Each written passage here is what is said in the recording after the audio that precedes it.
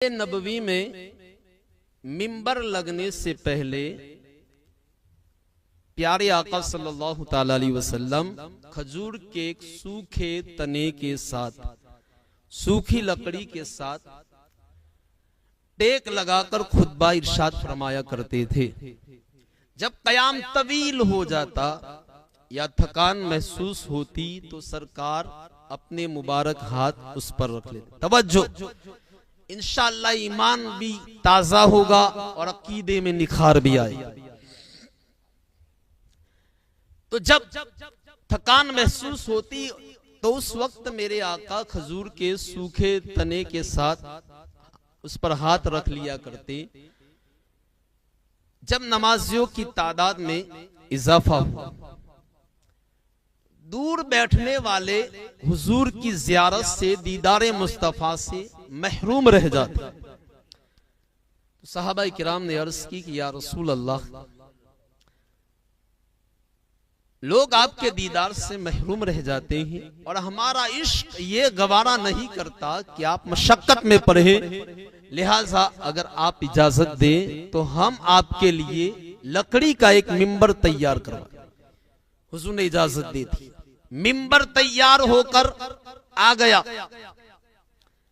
हजरत अनस इब्ने मालिक फरमाते हैं, जुमा का दिन था। हुजूर खजूर के उस सूखे तने जिसके साथ टेक लगाया करते थे,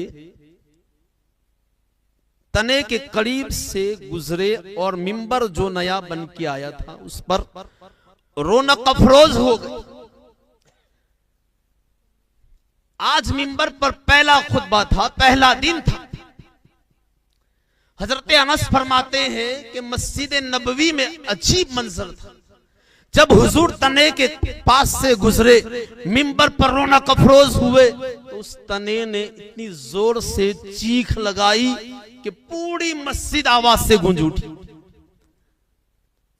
जिस तरह एक ऊँटनी अपने बच्चे की जुदाई में रोती है, इस तरह वो तना मुस्तफा की जुदाई में रोने लगा। हजरत अनस फरमाते हैं, मैंने अपनी आंखों से देखा कि चीखने के बाद उसके आंसू गिर रहे थे और वो इतना हिल रहा था कि शक हुआ कि अभी ये टूटकर उसके टुकड़े मस्जिद नबवी के फर्श पर बिखर जाएंगे। इतने में सरकार मिंबर से उतरे, खजूर के तने को सीने से लगाया, उसे करार आ गया, सुकून मिल गया। अब हुजूर ने उस खजूर के तने से गुफ्तगू फरमाई। मुझे बताओ, दुनिया का कोई भी इंसान बेजान चीजों से गुफ्तगू कर सकता है, जी रूह से हर एक गुफ्तगू कर सकता है, लेकिन वो चीज जिसमें रूह नहीं, शऊर नहीं, इदराक नहीं, अकल नहीं, क्या कोई उससे बात कर सकता है? मेरे आका ने उससे गुफ्तगू फरमाई कि अगर तू चाहे तो जन्नत में लगा दूं, अहले जन्नत तेरा फल खाए, और अगर चाहे तो दुनिया में फलदार दरख्त बना दूं, अहले ईमान तेरा फल खाए। अर्ज की या नबी अल्लाह, मैं जन्नत में रहना पसंद करता हूं। मेरे आका ने फरमाया, जा तुझे ऐसा ही कर दिया। सरकार फरमाते हैं, कसम है उस जात की जिसके कब्ज़े कुदरत में मेरी जान है, अगर मैं उसे तसल्ली ना देता तो कयामत तक मेरी जुदाई में रोता रहा। मुझे बताओ, लकड़ियां कभी रोई है, लकड़ियां कभी मछली है, लकड़ियों के कभी आंसू निकले हैं।